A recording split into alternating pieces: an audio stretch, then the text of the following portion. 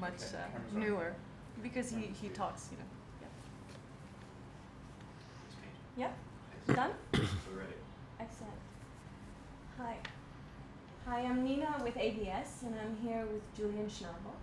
So Is it back? Yeah, sorry, Okay, good. the mic is off, you know. Yeah. Okay. Right. You're gonna have to turn more. Sorry. It's okay. So I'm Nina with ABS, and I'm here with Julian Schnabel, who has Miral showing at Doha TFF. Mr. Schnabel, Julian. Yes, hello. How are you?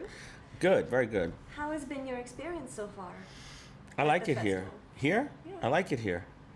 I actually went to the Islamic Museum yesterday and saw one plate that was so beautiful that it was all of the buildings and all of the intention, all this is embodied in the clarity of this one plate from the 7th century. And actually it said on it something like the intention is it's okay. In a way, it said that this is an opportunity to express an intention. I mean, that's the text of what's written. So the image is the body and the metaphor, and that's a very modern idea. I mean, this was before there was figurative art in Islamic art, and so there was another one that said it's worth doing.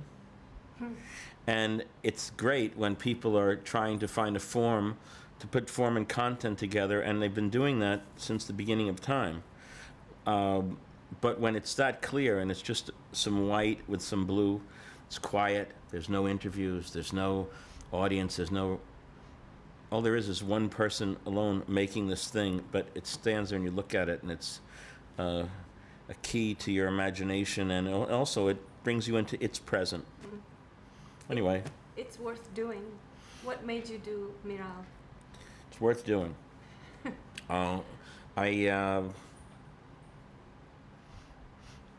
My mother was the president of Hadassah in 1948, which is a women's Zionist organization. That means that's the birth of the state of Israel. That's the first president of Hadassah in Brooklyn, New York.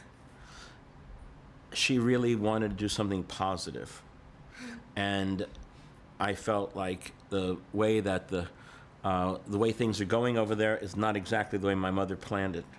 And I wanted to honor her, I thought I needed to kind of make a humanistic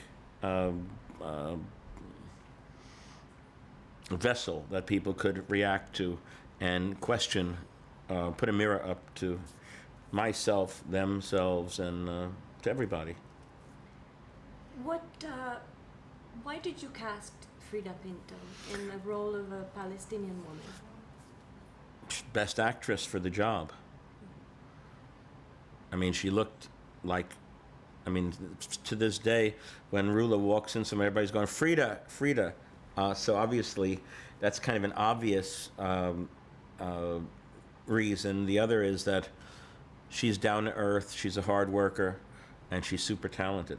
And it gave her, I think, an opportunity to really show her talent and really, it's a difficult thing to do, to know where you are in all of those different situations. And I didn't have to do too much.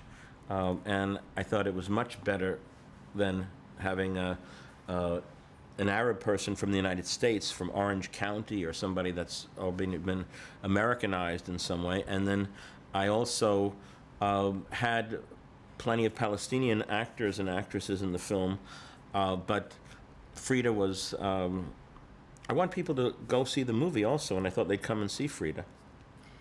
Do you think the book has translated well to the big screen? Yes. It's funny, I keep thinking about Joseph von Sternberg these days, where somebody said to him, well, that doesn't look like reality. Oh, he says, of course not. It's much better than reality.